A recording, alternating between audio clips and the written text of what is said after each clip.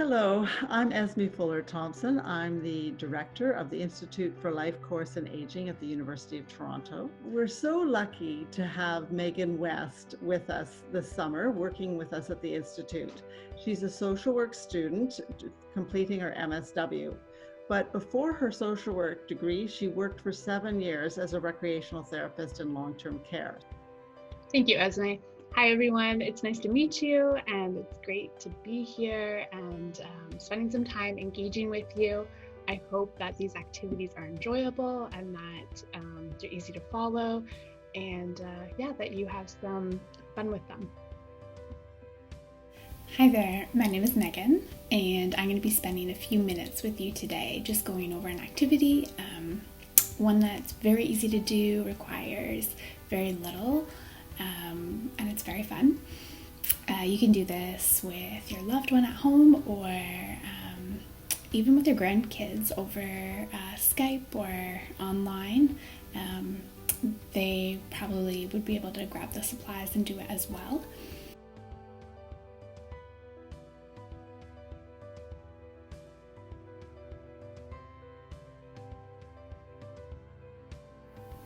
This time I know has been very difficult for a lot of people, and it's starting to feel exhausting being at home day after day. So this is just something small to keep us engaged, and you can even spend some time outside doing it. So I hope you have fun and enjoy it.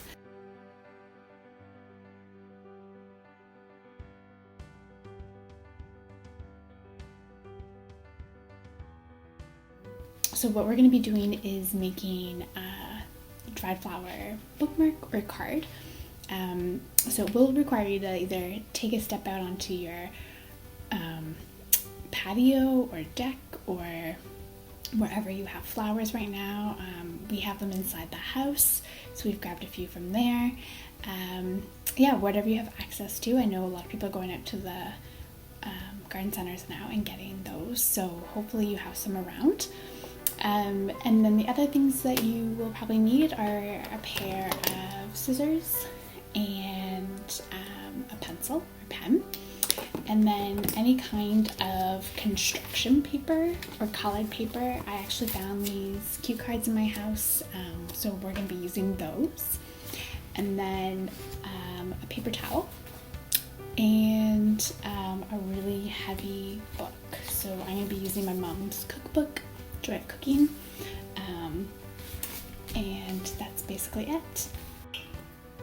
Okay, so here I have just a selection of things that I've picked out from the garden. You can see there's lots of different color happening here. I suggest picking items that have really bright color because when they dry, they will lose a little bit of their shade, but if you choose things that are bright, they will dry really nicely and keep a little bit of that color. I've also picked some fern, and this can be really nice when it's dried out, and it has some height to it. And then there's also some cedar branches as well. And I do recommend choosing flowers that are a little bit lighter.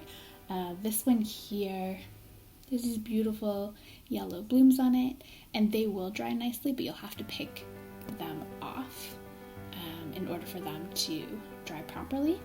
And there's also some forget-me-nots, and lots of different bright things going on here. So what I then recommend is after you've done that, you're going to take your paper towel and your book. And so you're just going to open your book. I would say in the middle is always good, but you might need a few pages. And then you're just going to put the paper towel in your book, and that just helps absorb any dampness or any liquid that might be from the flowers. And then you're just going to just place them there nicely, but separate them so that they have enough space between them.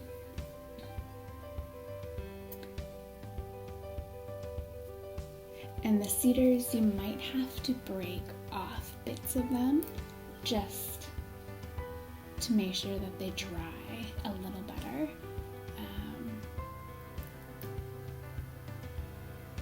And like I said, for these yellow ones, or for any flower that has like multiple blossoms on it, I would just pick them off one by one and put them in the book.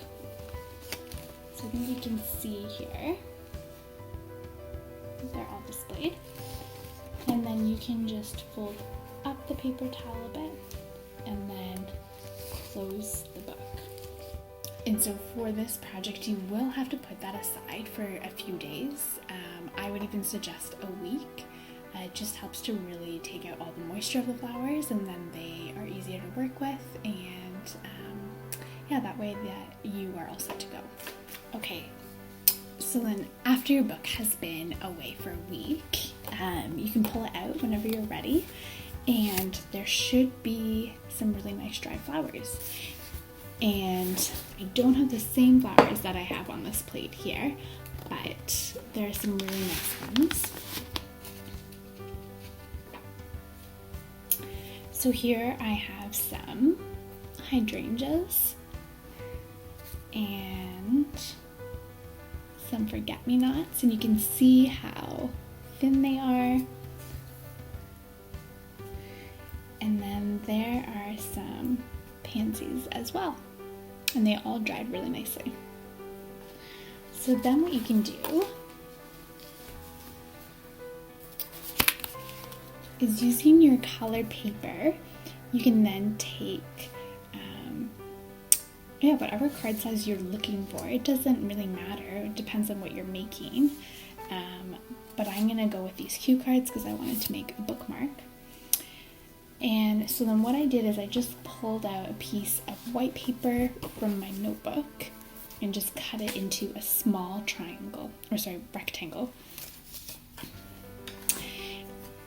And I'm just gonna glue it down.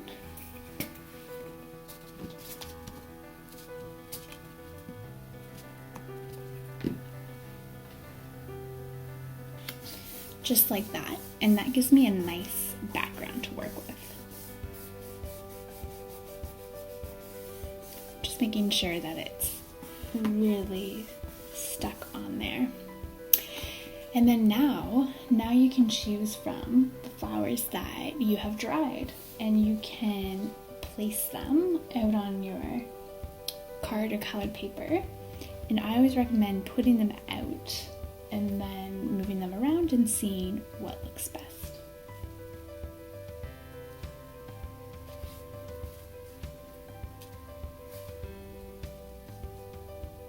So you can do this to make a bookmark or a card or a cover for something. It's really easy to do, and there's lots of options.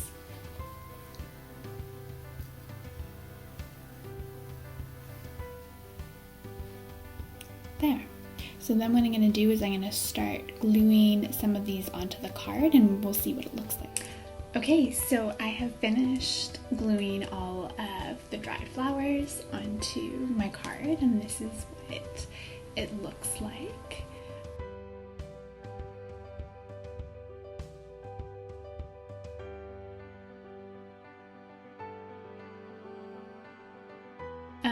So I could use it as a note card and give it to someone, like a neighbor or a friend or family member, or I could even use it as a bookmark.